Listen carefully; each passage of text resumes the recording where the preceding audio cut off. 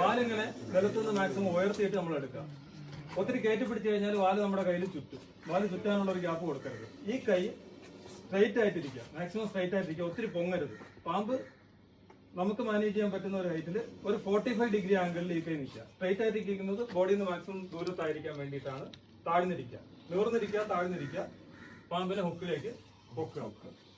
ഇതുകൊണ്ടാണ് പാമ്പിനെ ഉയർത്തുകയും താഴ്ത്തുകയും ചെയ്യുന്നത്. ഈ കൈ തലയുടെ അവിടെ നിന്ന് 1/3 ഭാഗത്താണ് നമ്മൾ ഹുക്ക് ഇടുന്നത്. ആ പൊസിഷനിൽ ഹുക്ക് ഇട്ട് കഴിഞ്ഞു കഴിഞ്ഞാൽ തിരിഞ്ഞ് ചാടി വരത്തില്ല. പക്ഷെ ഹുക്ക് ഇടുന്നത് ഈ മധ്യഭാഗത്ത് അങ്ങനെയാണെന്നുണ്ടെങ്കിൽ അത് ചാടി വരുമ്പോഴേക്കും നമ്മുടെ കയ്യിലാണ്. ആ ഹുക്ക് ഇടുന്ന പൊസിഷൻ വളരെ ഇമ്പോർട്ടന്റ് ആണ്. മൂർഖനെ സംബന്ധിച്ചിടത്തോളം നമ്മളിപ്പം അവിടെ നിന്നോളെ നമ്മൾ മൂർഖന്റെ ചുറ്റും ഇങ്ങനെ നടന്നു കഴിഞ്ഞാൽ പുറകെ പോയി പിടിക്കാന്ന് വിചാരിച്ചു കഴിഞ്ഞാൽ മൂർഖൻ എന്നെ തന്നെ എങ്ങനെ നോക്കും.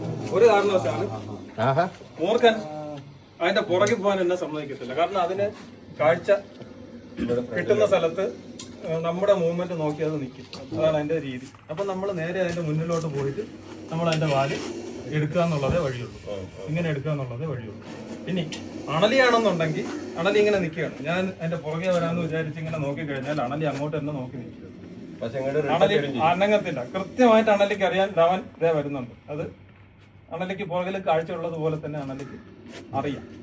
നമ്മൾ വിചാരിക്കാൻ അത് എന്നെ കാണുന്നില്ല എന്ന്. നമ്മൾ പോയി പിടിക്കാൻ ശ്രമിക്കും, അന്നേരം തന്നെ ചാടി തിരിഞ്ഞ് കടിക്കുകയും ചെയ്യും. അതിന്റെ നേരെ പോയി നിന്നിട്ട് ഇനി അതിന്റെ വാല് ചോദിക്കുക. നമ്മൾ വാലിങ് എടുക്കുക. അതേ നടക്കുള്ളൂ. നല്ല ഉയരത്തിൽ അത് ചാടി വരുന്ന അതിന്റെ മേളിലുള്ള ഉയരത്തിലേക്ക് വാലെത്തിക്കഴിഞ്ഞാൽ നമ്മൾ എന്ത് ചെയ്യുക? വാലിങ് എടുക്കുക, ഹുക്കിലേക്ക് ആക്കുക. ഇതേ ഉള്ള പരിപാടി.